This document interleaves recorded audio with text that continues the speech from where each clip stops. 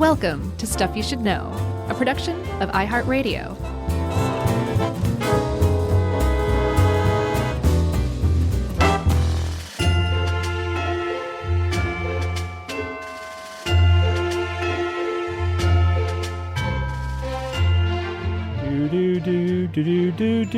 And welcome to the podcast. I'm Josh, and there's Chuck, and Jerry's here too somewhere in spirit. She may be haunting somebody right now as a ghost of Christmas past. I'm not sure. Yeah.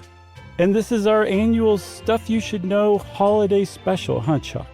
That's right. I tell you what, it's one of, if not our favorite episodes of the year. Mm-hmm. I will say it's getting harder and harder to come up with stuff. We're delving further out into the world and further back in time. Yeah. Yeah, this is our Anglo-American edition, I guess. Yeah, that's right. European listeners are going to be pretty stoked. And also, we like to point out, this is one of 2 episodes of the year where we draw a line in the sand and say, sales, take the day off, no ads for this one. Yeah, because Christmas is commercial enough. Am I right? Yeah, man, we're not going to sell these. No. These belong to you guys, the people. There are gifts. That's right. And by the way, if you hear the tinkle tinkle of ice, it's because Josh talked me into making the drink that we're going to, sometimes we have a little Christmas drink that we put out as a part of this episode, and we're doing that again this year. And so I'm having what we call here in the South a nooner. I didn't have to try very hard.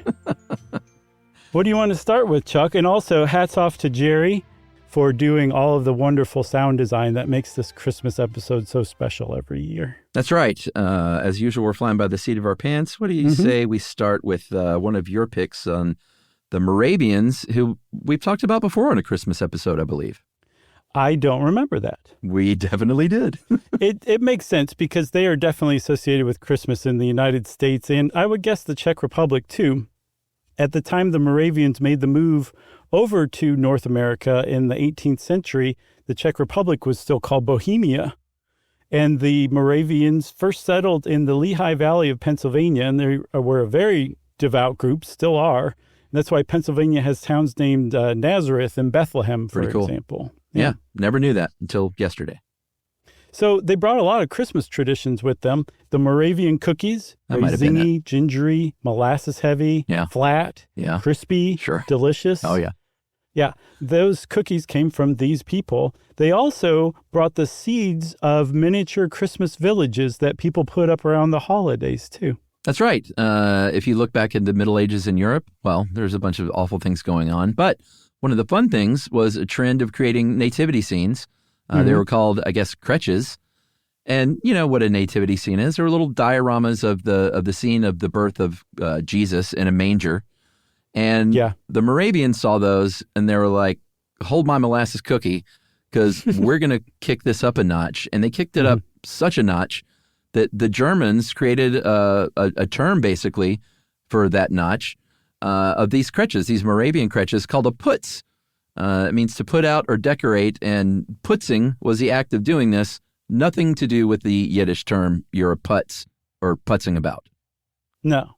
Oh, really? I thought putzing probably came from that because you're going from house to house, as we'll find out. No, because a putz is sort of a fool, and putzing about is kind of doing foolish things.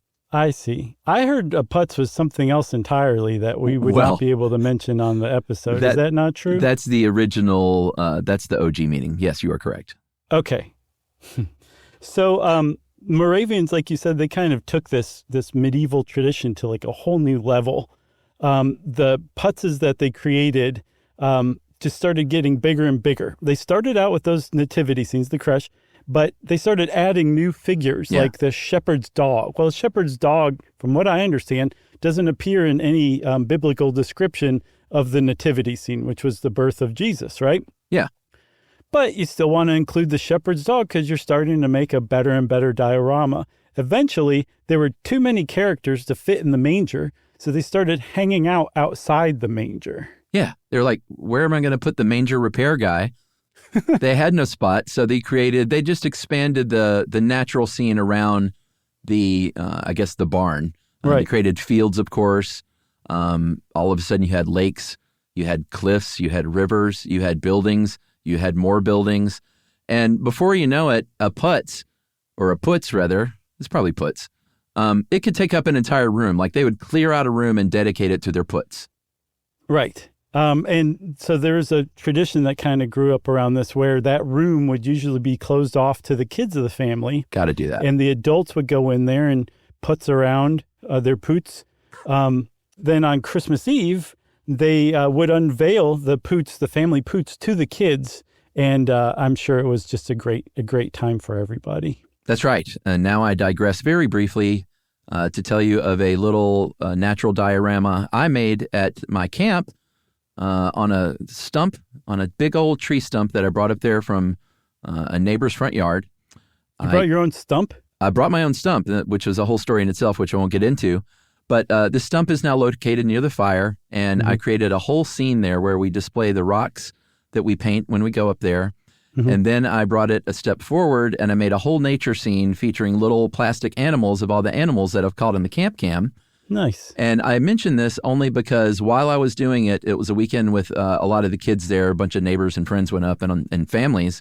Were they invited? They were not. Every time they came over there to try and arrange things, I kind of very gently said, this is Mr. Chuck's project. Right. Yeah, so that wasn't so much fun, but it reminded me of the Moravians saying, kids, get out of here.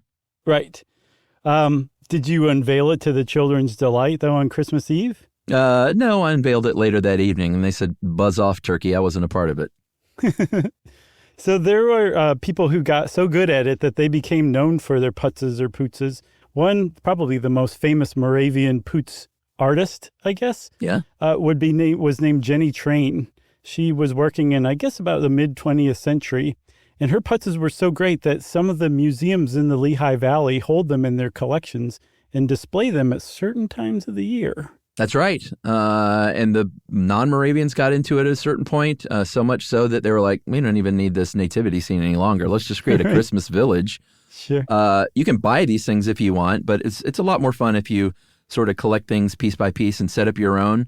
Right. Obviously, electricity came along, and you could have, Christmas lights. You could have little ski lifts that take people up tiny mountains. They do that. So cute. Yeah, for sure. Apparently, Lomax is probably, from what I could tell, the leader in miniature Christmas village manufactory. Yeah. Oh, you want me to tell you some more about them? Please. So they have different themes. Like you said, you can buy these whole kits like wholesale, but they also, I think, sell each piece individually. Because if you know, so here's a little Christmas tip. If you know somebody who sets up Christmas villages around Christmas, that is a guaranteed home run gift to get them another piece for their collection. They will not be mad about it. Yeah, for sure. But if you choose to buy a whole kit, you can get, themes. You can get like a Norman Rockwell thing or like a Victorian age thing. That'd be kind of a fun one, I think. That seems to be that, and like Swiss Village seems to be like a pretty common theme. But there's also, I've seen one for the 50s. Somebody's really heavy into doo-wop, I guess that would be their kind. Sure. There's also Santa's Wonderland, like where it's at Santa's actual village. That seems pretty good, thematically speaking. Yeah, that's right. And we want to thank listener Robert Paulson, who's been listening forever. Yeah. Because he always sends in Christmas ideas. And I believe he sent this one in under the guise of trains around the tree. And that led to this because it seems that the origin of the trains around the tree came from this tradition of creating these villages. They eventually added trains. And once Lionel came along with their electric train sets, sometimes the village went away and it just became a train around a tree. Yeah. And then people who had those trains around their trees grew up. They got nostalgic for them. They started setting them up for their kids. And it became a Christmas tradition thanks to our Moravian friends. That's right. And that is the story of the Moravian tiny villages. And scene.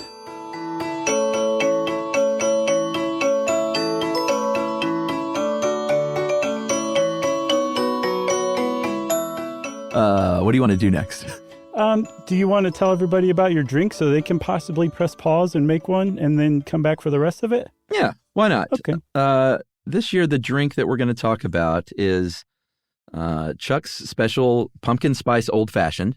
Mm-hmm. I've been drinking these lately because when fall rolls around here in Georgia, that's when the whiskey and the bourbon kind of becomes a little more to my taste. Definitely. And this year, I heard about a pumpkin spice old fashioned, and I thought, you know what? I've never made my own syrups and stuff, so I'm going to make my own pumpkin spice syrup from scratch, and I did, and it's great. I have some questions about your recipe. I may have some suggestions. I'm not surprised. And you tell me if you think that they would be incorporatable. Okay. I mean, you can do it however you want to. So. All right. Well, listen. So you start with 5 cups of water, right? Yeah. I mean, I'm not an exact guy when it comes to recipes, so I had a really hard time coming up with measurements because I fly by the seat of my pants when it comes to cooking and things. Okay. Well, so you got that. You've got 1.5 cups light brown sugar, another 1/2 cup turbinado, which is like the granular, minimally processed sugar. Yeah, but it's sort of like the pre-brown sugars. It's got that same molasses flavor.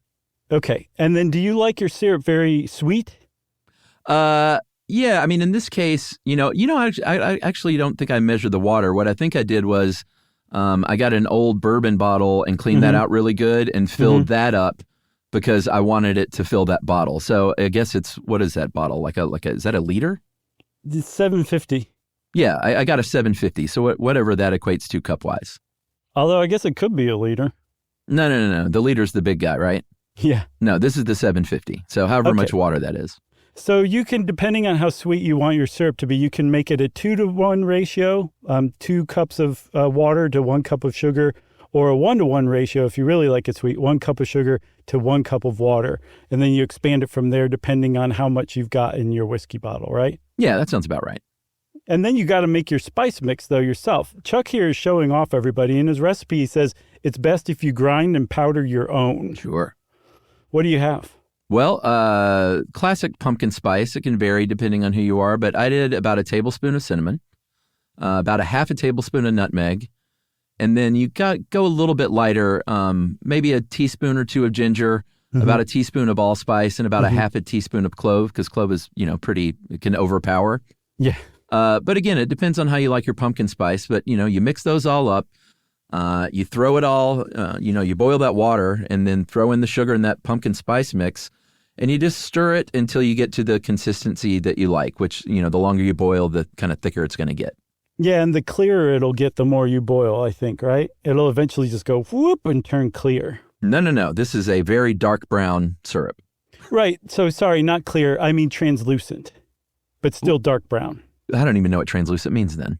It means like it goes from cloudy to where you could see through it, even though you're seeing through like brown. I don't know if you could see through this stuff. Okay, well then this is some thick syrup. Yeah, I mean, it looks sort of like a Coke in a bottle. Okay, great. So I do have one thing to add. Okay. If you take cinnamon, it does not like water. It's hydrohady. I can't remember what it's called, but it does not like to mix. Do you ever have trouble mixing it in with the boiling water? Nope, mixed up just fine. Okay, well, I've found that if you mix something like cinnamon, and I would guess all of the spices, with sugar ahead of time, it binds to the sugar and it allows it to dissolve more easily. Oh, okay. Good tip. That was my only other tip. I love it. That sounds pretty good. The other thing I did was Emily dehydrates fruits as bar garnishes. Mm-hmm. So she had a big mess of orange peel that she had dehydrated. So I kind of chopped those up and threw that in the bottle as well because, an old fashioned has those orange notes. Yeah. And if you want to make the old fashioned, and I have to Yes. say, you can put this in your coffee. You can drizzle it on a cheesecake. It's just a pumpkin spice sweet syrup. So you can really, it doesn't have to be an alcoholic drink. But if you're going to make the old fashioned, I do 2 ounces of bourbon. You can use rye if you want. A little shake of that Angostura bitters. I do a little shake of orange bitters on top. Mm-hmm. Then I love this El Guapo chicory pecan bitters. They're local, right? I don't know if they are or not, but if you can find a chicory pecan or any kind of like walnut or pecan bitters, I think it really adds a nice touch. It does sound very nice. And then, of course, the coup de grace, the death blow, which is the pumpkin spice syrup. Yeah, I mean, it depends on how sweet you like these things. You can just put just a little bit if you don't like it too sweet, and you're still going to get that flavor. And, all of this stuff, you can make it less boozy if you want. The one I made for today, since it's a nooner, I just made a little happy. So I just did 1 ounce of bourbon. Very smart. So you take that, you make sure everything is at room temperature, you put it in a glass, and you drink it and say, "Gah." No. What I do, I mean, you can just put it straight over ice and mix it with a spoon or something. But if you really want to do it right, put that stuff in a cocktail shaker with ice, shake it really, really good, and then get a nice heavyweight cocktail glass, add a cocktail cherry to the bottom of that thing, pour it over a giant square ice cube or a giant round ice cube if you want to really be fancy. And then here's the key, as you know, Josh. You got to get that orange peel, right? Oh, yeah. You want a nice wide swath of orange peel, no pith, no white on the bottom, or as minimal as possible. Yeah. And you twist it. You twist it over the top of the drink. And if you look closely, you can see a spray come out. And then all of a sudden, there's a little oil slick on top of the drink. And you, friend, have just expressed the essential oils from that orange into your old fashioned. That's right. And just a quick PSA for all the bartenders out there. When you make a martini or anything with like a lemon or orange, make it a big, wide, they have those, the little peelers that, like a cocktail peeler. You can get the kind that does the little tiny pigtail curly cue. Those are annoying. They curl them up, they hang it on the outside of the glass. But the whole point of that peel is to get that essential oil. And you can't do that with those little skinny things. So bartenders, for the love of Pete, give the customer a big, wide peel so they can express that thing themselves. Yeah. Our listeners named Pete just said, yeah. That's right. What's the last little bit if you really want to show off, though, Chuck? If you want to, if you have a zester, like the little grater, get a cinnamon stick and just grate a little fresh cinnamon on top. Just a little bit, just a touch. That's right. And people will be like, this is the best Christmas I've ever had. Yeah, or you can stick that cinnamon stick right in the drink if you really want to get crazy. One other thing that we should probably say, though, off the bat is when you make the syrup, you want to make it ahead because it needs to cool and then go in the fridge, right? Yeah. Keep that thing in the fridge. And like I said, I use an old liquor bottle because it has a cork on top. Or if you have those fancy bottles with the little clasp on top with the cork, like that's great. When I went to my brother's Thanksgiving this year, I got one of Emily's little tiny, 4 or 5 ounce bottles and poured some in there and brought it along. It's a nice thing to give as a gift. That is classy, buddy. Thank you. Okay. Well, I guess we should probably let everybody pause, go make the pumpkin spice syrup, wait a couple of days, and then come back and we'll start the next segment. How about that? That's right.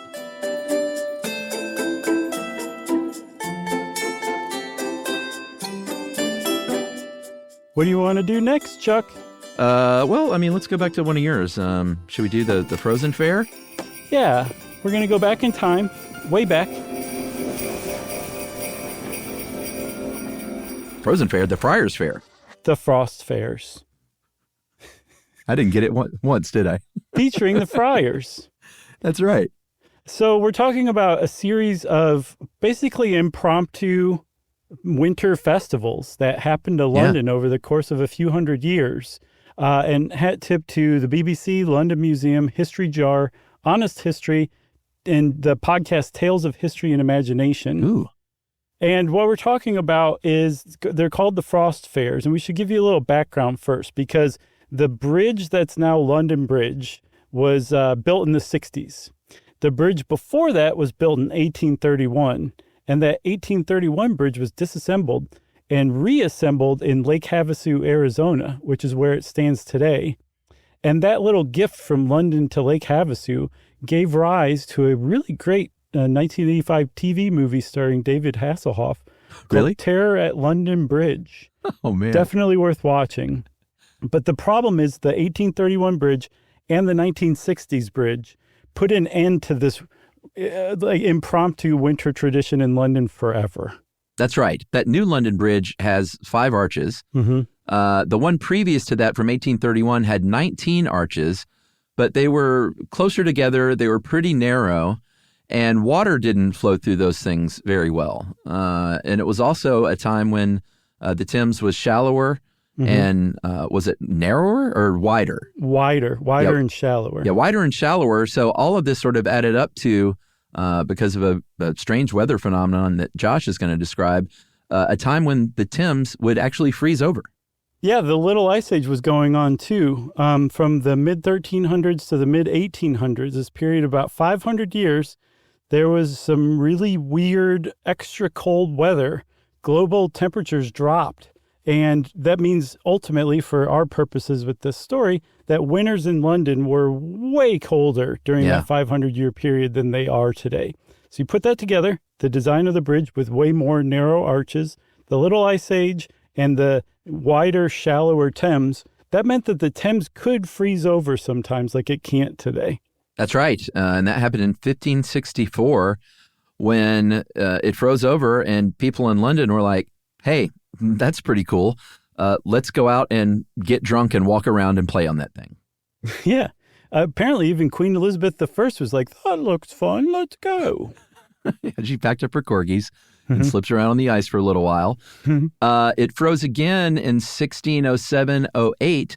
And this time they were like, hey, blimey, this thing's frozen again. Let's get drunk and sell some things. That was Australian. Yeah. Oh, man.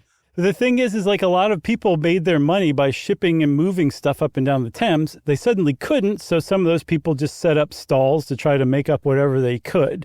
That was the first time anyone used the term frost fair for these things. Or but frozen fryer, or whatever the heck I said. Right, frozen fryer frost fair.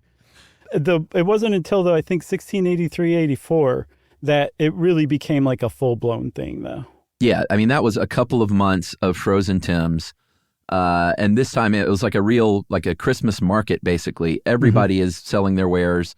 Like you said, people that normally sold stuff on the side of the river were all set up down there.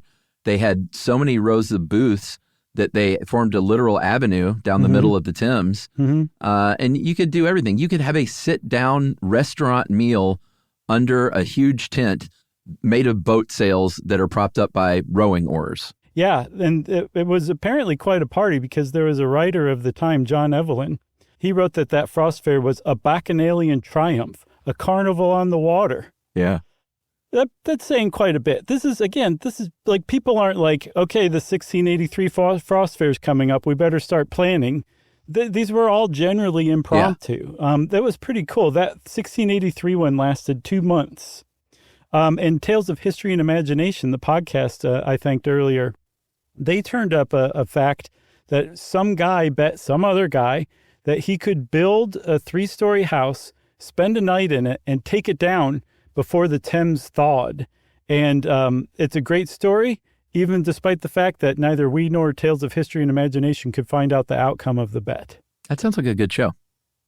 Yeah, it is. There's a lot of great episodes that I saw when I was looking for that. I'm not sure how I stumbled across it. I guess I just came across some of their Christmas content. I love it. I'm going to check it out. So big thanks to them. There were a couple of more frost fairs, not friars, in 1716 and again in 1739. So I don't know if anyone's doing the math. There are large gaps between all this stuff. Right. And it's not like, they went on the internet and were like, hey, the last time they did all this. So people are, I guess, word gets passed down, like, hey, this is a thing to do when the Thames freezes. But sadly, the last frost fair was in 1814. Yeah. And that somebody at the 1716 frost fair was like, this frost fair sucks compared to 84. Sold out. 84 rocked, man. Yeah. So, the last one was 1814, and the BBC talked about it in one of their articles, and they interviewed a food historian named Ivan Day, and he said that the 1814 frost fair was basically food and drink and people getting wasted. He said that there was this one drink called Pearl. It was wormwood wine, it's kind of like vermouth, gin together, so it was hot. It was like a hot, super potent martini that he said, quote, you'd get absolutely wrecked on it. There was a spiky beer that has a lot of spices in it called Mum, which is what you'd probably call like a winter ale today. Yeah, I love those. And then, of course, just regular gin. There was also other stuff, too. There's tea, coffee, hot chocolate. And there was plenty of food to eat, particularly the roast ox, right? Oh, man. Yeah, I don't even like saying those words together. But this Ivan Day, this food historian, he replicates cooking techniques from back then. And for this roast ox, he said it would take basically a day, over 24 hours to roast this thing in front of a fire. And buddy, I don't know if these numbers are right, but he said that ox could feed 800 people. Yeah. Yeah. And he's a food historian, so he would probably know. I mean, I guess you're just getting like an amuse-bouche. Yeah, maybe. It's not a plate full of ox for 800. There's no way. I don't know. I mean, maybe their oxes were way bigger during the Little Ice Age. I think it's oxen, my friend. Oh, yeah. Thank you for correcting me on that one. What else would they serve? Mutton? Yeah, sure. Which is kind of like, it's almost like a sheep-like meat. I think it is sheep, isn't it? Like a grown sheep? Yeah. Yeah. And you don't want that. Nobody wants mutton, really. I don't want mutton. So Jerry Seinfeld certainly doesn't want mutton. So what does that one mean? That was from Seinfeld. Remember, he had a girlfriend that he was spitting out food and putting it in his jacket, and she was serving mutton. Vaguely. He would wrap it in his napkin, stuff it in his pocket, and eventually Elaine borrowed his coat and got attacked by a dog. Man, that was a great show. Sure was. So the reason why the 1814 one was the last one is because, like you said, the newer, better, I guess, versions of the London Bridge have wider spans, so the water can't back up behind the little narrow arches and freeze. It just isn't going to happen, everybody. So the last frost fair was 1814, but parts of the Thames can freeze from time to time, and the BBC turned up one from 1962. The winter in that year was called the Big Freeze in London, and someone spotted a man riding a bicycle on the Thames, probably thinking to himself, you know what? A frozen Friar Fair would be great right now. Yeah, I hope it was a penny farthing. Yeah, for sure. That'd be fantastic. Very nice. All right, so that's the Frozen Frostfire Fair. Where are we going next, my friend, as we load up the sleigh and prepare to take off? I don't know. I feel like, I don't know. What do you want to do? You pick one. Let's do our tribute to Vince Guaraldi. Okay.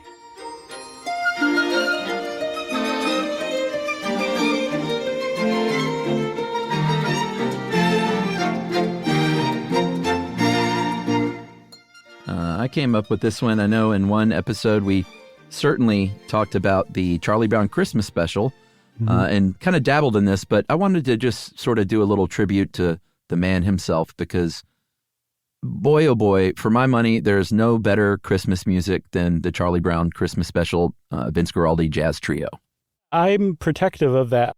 I keep it at bay because I don't ever want to get sick of it. Okay.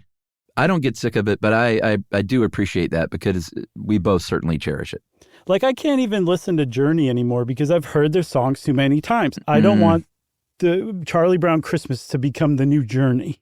Yeah, who wants that? Right. So let's talk about Vince Guaraldi, though, because if you know of him from the Charlie Brown Christmas soundtrack, you essentially are familiar with the vast majority of Vince Guaraldi's work. Yeah, and big thanks to The New Yorker, specifically an article from Ethan Iverson, I think from 2017-ish. Pianowithjohnny.com, that's Jonny, and unconservatory.org, who all had little bits and pieces about the great Vince Guaraldi, who was born Vincent Anthony Delaglio in 1928 in San Francisco. Yeah, his mom, Carmela, divorced his biological father, Vincenzo Delaglio, and married a guy named Tony Guaraldi.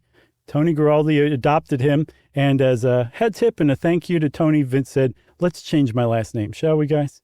Yeah, I mean, is there ever a more Italian name than Vincenzo Delaglio? No, there really isn't. Yeah. Maybe Tony Soprano. So he ended up, he actually wasn't very musically inclined. I think he took some piano lessons, but it never really got under his skin when he was a kid. His uncles introduced him to jazz, and he was like, meh. And he didn't really start playing until he went to San Francisco State University for a little while. And then there was an interlude between that and him really getting going playing the Korean War, where he served as a cook in the Army. That's right. He went to the war. He came back and, like you said, sort of started playing around a little jazz, clearly a talented guy. And he started going to these jazz clubs in San Francisco, started playing wherever he could, little sort of, I guess not open mic, but open key nights or whatever you would call those. And eventually got his first real gig playing the intermissions during Art Tatum shows at a club called the Black Hawk. Yeah, Art Tatum, he was actually from Toledo. He was a self-taught piano virtuoso who was nearly blind. He's great. And he was so, his talent was so intimidating that Vince Guaraldi later said working with him was more than scary. I came close to giving up the instrument, and I wouldn't have been the first after working around Tatum. Yeah, pretty intimidating. Yeah. So he did not give up the instrument, fortunately. He went on to play with the likes of Cal Tjader, he was a vibraphone player who was into Latin-inflected jazz. Yeah, he's awesome, by the way. If you're into that sort of Latin jazz thing, he's probably the most famous non-Latin jazz guy. And the vibraphone is just, it's a vibe. It really is. I love a good vibraphone jazz trio. Yeah, same. He formed his own trio, I think, in 1955 with a couple of friends, Eddie Duran and Dean Riley. Now, was that the all-time Vince Guaraldi trio? I don't know, because they're not the guys who played on the Charlie Brown. So then no. I think there were iterations of the Vince Guaraldi trio over the years. Gotcha. So as he's starting to kind of pick up steam in the 50s, he played the Hungry Eye in San Francisco. He played with the big band leader Woody Herman, got back together with Carl Tjader for a little while, and he was basically the leader of several different jazz groups. The thing is, he would probably be a name among jazz cats and hep cats in San Francisco still today, but it would probably be about the extent of his career had he not created this one particular song called Cast Your Fate to the Wind. It's the other song that he's known for, just a little 3-ish minute jazz song from 1962 that he buried at the end of a very odd album that he came up with. Yeah, it was there was a movie in 1959, a French film called Black Orpheus. And what he did was offer some sort of jazz arrangements of Brazilian music from that movie. And it was called Jazz Impressions of Black Orpheus. And like he said, he stuck Cast Your Fate to the Wind here at the end. It is, I'm sure you know this song, right? Mm-hmm. It is an amazing jazz tune. And the bones of everything you know about the Charlie Brown Christmas special music is in Cast Your Fate to the Wind. It's just this, I think, who was it that called it a breath of fresh air? I think that was the ultimate producer of the Charlie Brown Christmas special, Lee Mendelson. Yeah, so this is where fate really steps in, because there was a San Francisco jazz show hosted by Al Jazzbo Collins. Man, what a great nickname. And on this show on KSFO, he would play Vince Guaraldi's stuff, because by this time, the early 60s, Vince Guaraldi was pretty well known around San Francisco. And Lee Mendelson, who was starting a documentary project on Charles Schultz that would ultimately be called A Boy Named Charlie Brown, and he was looking for somebody to compose the music for it, and he heard Cast Your Fate to the Wind and was like, I think this might be it. Yeah, that was it. He said, hey, man, you want to compose some music for this documentary? He said, because they were, both Bay Area guys, and he said, sure, I'll do it. And he created an entire original piece called Linus and Lucy. That was the theme, and that is the very famous sort of Charlie Brown theme song that we all know and love. Can you do a little measure or two of it? Dun, dun, dun, dun, dun, dun, dun, dun. Oh, wait, I got to do my hand. Dun, dun, dun. I'm dancing, like lifting my arms in the air and then down and then up while I'm moving my feet. Dun. Now you're supposed to come in. That's how the live version ends. Very nice. I can't keep doing that. People are about to tune out. I think that was a great one. I'm sure everyone who's ever heard that song is like, oh, yeah, that one. Yeah. A lot of people probably don't know it as Linus and Lucy. I don't think of it. I just think of it as like the Peanuts theme. Yeah, so he made Linus and Lucy. The documentary went over, and then Coca-Cola came around and they said, we want to do this Christmas special, Charlie Brown Christmas in spring 65. And so Guaraldi was an obvious choice to come back and record music. So he recycled Linus and Lucy and also wrote Skating and Christmas Time Is Here. Iconic. Skating is one of the most beautiful songs of all time. Agreed. Yeah, and like you said, when you hear Cast Your Fate to the Wind, if you aren't familiar with that, you would immediately be like, that sounds a lot like the Peanuts guy. He had a style that was all his own, that was instantly recognizable. And Charles Schultz even said, like, hey, his music is really to be credited in a large part for the success of the Charlie Brown Christmas specials. If you've heard Christmas Time Is Here, too, there's an instrumental version that's all Guaraldi, and then there's another Guaraldi version, but it has lyrics of the little kids singing. Mm-hmm. And I guess Lee Mendelson basically did what a producer does when he couldn't find a lyricist. He just took the reins and did it himself. Yeah, apparently he was having trouble, and he said he wrote it in about 15 minutes on the back of an envelope. Pretty simple lyrics, but Vince Guaraldi never went on to be known for a lot after this. His output after that wasn't super famous. But, I think it was Ethan Iverson from that New Yorker article made a great point. He was like, he shouldn't be cast aside in the history of jazz.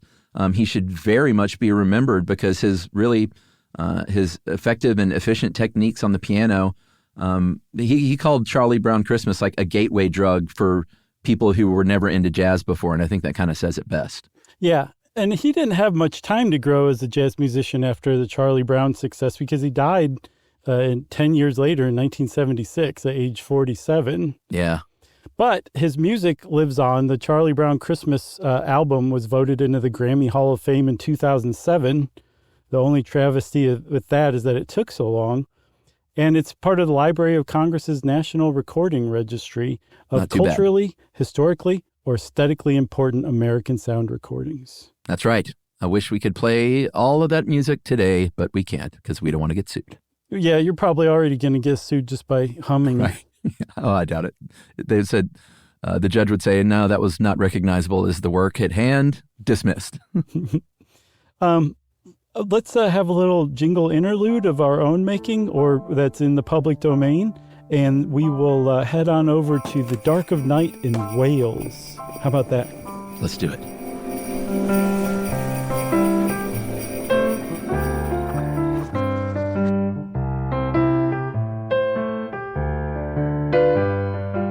Okay, Chuck, we're in Wales. It's dark, it's cold. It's one of the 12 days of Christmas, somewhere in there. And we want to thank Alexandra Stock, who has sent in plenty of ideas before. She sent this one in. We also want to thank Museum Wales, Sky News, and Wales.com for all the info about what's known as the Mari Lwyd, which is not spelled like it sounds, at least not the second part. It's Lwyd, and that is Welsh. It's Welsh as Welsh gets. And it's a Christmas tradition that clearly dates back to Celtic tradition, but the purpose, the point, all that stuff has been kind of lost to history. But it's peculiar to Wales. You can't find this anywhere else. And even in most parts of Wales, you're not going to find it these days, but it still survives, and for good reason, because it's actually a pretty cool little Christmas tradition. For sure. And here's how it goes down. On a certain night, the Mari Lwyd, which is a ghost horse, very pale ghost horse, rides from house to house, kind of looking to be let in, looking for hospitality for people that are in there enjoying their pumpkin spice old fashions and their apple ciders by the fireplace. But how it plays out is it's a hobby horse. These men get together, it's a broomstick, and they get covered in a white sheet to form the body of the horse. They have these colorful ribbons from the neck to form the neck and the mane. And then here's the most disturbing part is I think sometimes it would be like paper mache or wood or something like that with like a hinged jaw, so it looks like a horse's head. But in the olden days, traditionally, it was a real horse's skull. Yeah, and it's frightening looking. If you see some old-timey Mari Lwyds, they're scary. And one of the reasons why they're scary is they're supposed to represent like death and spirits and being out in the cold in the dark in winter, right? But as scary as that sounds, it's not like a Krampus tradition where Mari Lwyd's going to come get you and like take you away and leave you cold or something like that. It's in the tradition of mummering where caroling also came from, going from house to house, getting as drunk as you possibly can and engaging in this kind of Christmas tradition, which is, again, this is fairly peculiar, but the whole thing takes place when the Mari Lwyd, they're processing through the town on essentially a parade, and they go from house to house. When they show up on the doorstep of a house, they start singing verse, and they through the closed door, and on the other side of the door, the family starts singing verse back, and essentially a verse battle goes back and forth between the two. Yeah, it's a rap battle. The weirdest thing about this is the door is closed. Right. But I guess the whole point of this thing is they go back and forth. Sometimes it could take like an hour until one side finally gives up. I guess they can, they can't come up with a new next line or they're too drunk to, and they say, all right, you guys win. So the reason the door is closed is because if there is a victory by the Mari Lwyd crew, and they usually won, the whole point was to be invited in after that. So that's why the door is shut. Right. But again, the Mari Lloyd is scary. It's death, that kind of thing. That's why the family's trying to keep them out. But when they come in, they're like, here's some wassail. Here's some rich crackers with the olive on it. You know, they welcome them in. And the Mari Lloyd's like role at that point is to run around and like nip at the children and scare them and maybe knock some stuff over. They might put the fire out in the family's house. Just general mischief and revelry, right? There's a BBC like 5-6 minute documentary showing a Mari Lloyd, it's called a Ponca, PWNCO, that verse battle take place. And it's the most staid presentation you can ever find. Like if you just saw that, you'd be like, the Mari Lloyd seems like a very serious thing. It's not. It was, again, drunken revelry, going from house to house, basically spreading the Christmas spirit. And in return for letting the Mari Lloyd in, your house would be blessed with good luck for the new year. That's right. We're the Mari Lloyds, and we came to bring you luck in the usual way. I love Fruity Pebbles in a major way. Yeah, so in the end, it turns out to be a good party. I guess your home might get slightly wrecked, but you got good luck. There are a couple of theories about what that name actually means. One translation is Grey Mary, and it's a legend linking Mari Lloyd to the nativity story, and that it was a pregnant horse that was in the stables where Mary is said to have had Jesus. So they're like, we need some room in here to have this very special baby. So I know you're pregnant as well, horse, but hit the road. Yeah, the horse is like, I was here first. Yeah, and I'm also pregnant, by the way. And apparently the horse spent days trying to find a place to have her foal. It's a very sad story. Yeah. But it's Christian in origin. And a lot of people are like, this is not a Christian tradition. This is pagan as it gets. And there's the other translation of it, the gray mare. And in Celtic and British mythology, the gray mare or pale horse was a venerated, animal that could kind of cross over from this world to the underworld fairly easily, which really kind of gets across the whole horse skull and explains all that kind of stuff. Yeah. Well, you know what they say about the gray mare? She's not what she used to be. No, she ain't. So this is a very old tradition, probably, but it saw its heyday in the 19th century and in the most delicious way, right? Yeah, but ironically, in trying to decry this thing, there was a Christian scholar saying, like, we can't do this. Like all things, like the Streisand effect, it brought more attention. They didn't call it that then. No. But it brought more attention to it, and all of a sudden, how-to manuals sprung up. Right. And so finally, though, that heyday in the 19th century kind of died off. By the 1960s, it was totally gone, they think. Like, they don't think anyone was celebrating it anymore. But some groups of merrymakers found out about it or revived it. And it still goes on today in a few different places. And apparently, when they do it, it's pretty big and pretty fun and pretty rowdy and just colorful and not really scary at all.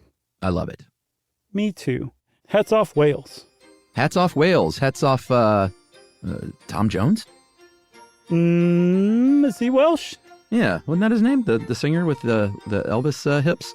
Yeah, he was Welsh, huh? He's Welsh, baby. Okay, great.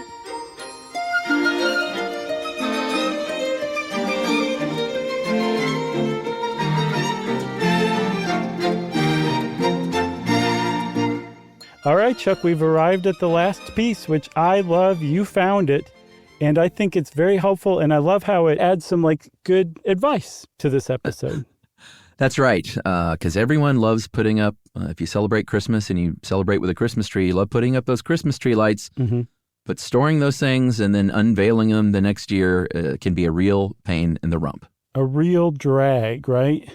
That's right. So we're going to tell you at least some internet source tips on how to properly store those Christmas tree lights. The first one, I like this one. It's complicated, but it's cool. So you take a wrapping tube, a Christmas paper wrapping tube, first unroll the paper on it and throw it away, and just take the tube you make a little notch in the end, one end of it, about an inch long, and you run the end of the Christmas lights through, and you jam the plug end into that notch so it can't come out.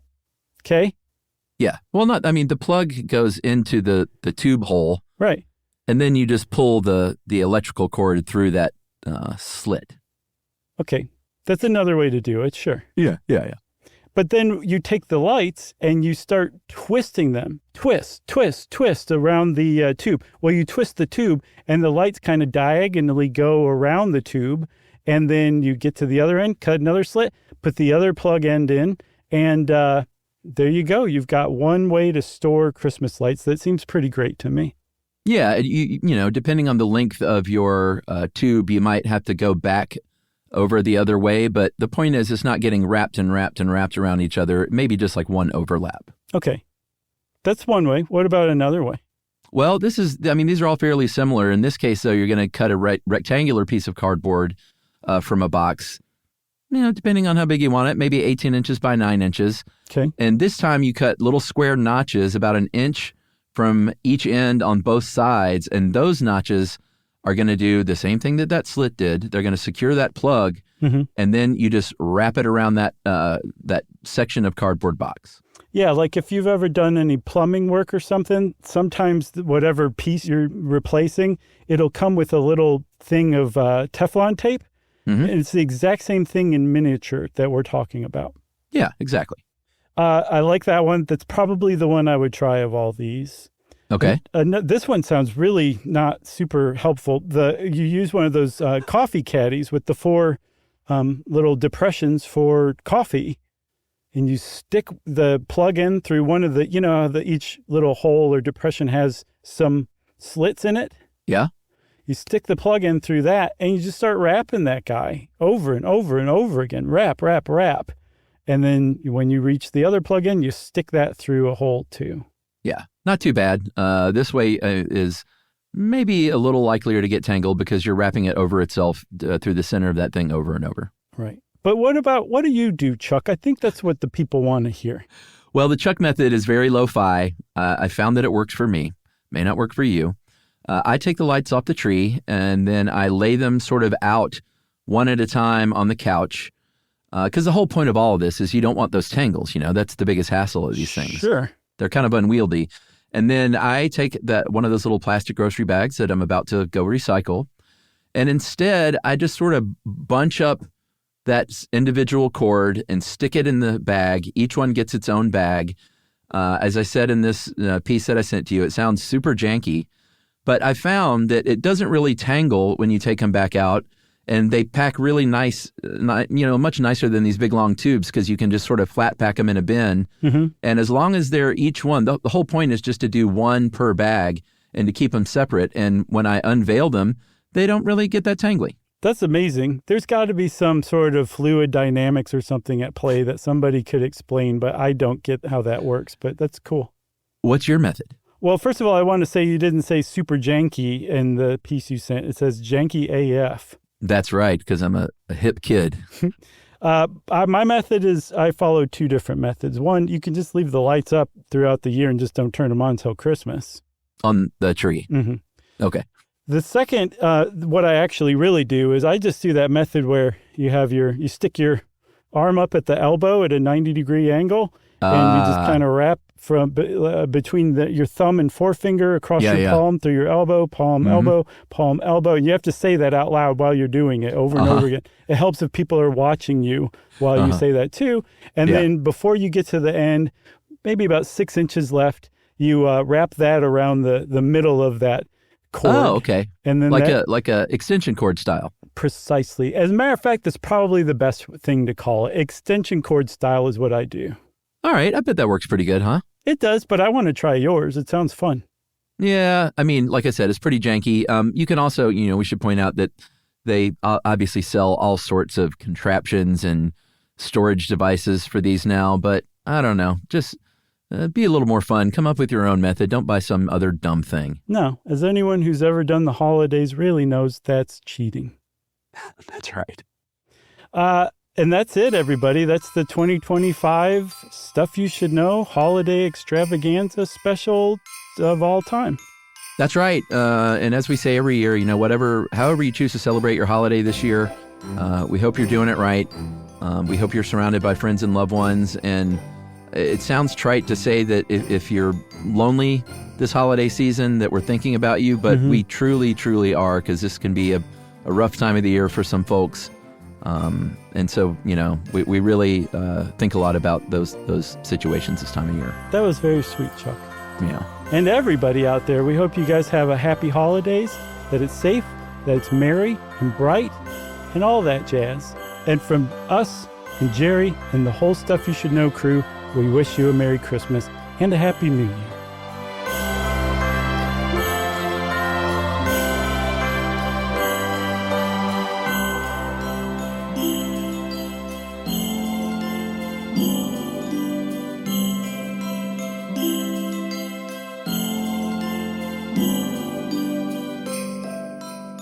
Stuff You Should Know is a production of iHeartRadio. For more podcasts from iHeartRadio, visit the iHeartRadio app, Apple Podcasts, or wherever you listen to your favorite shows.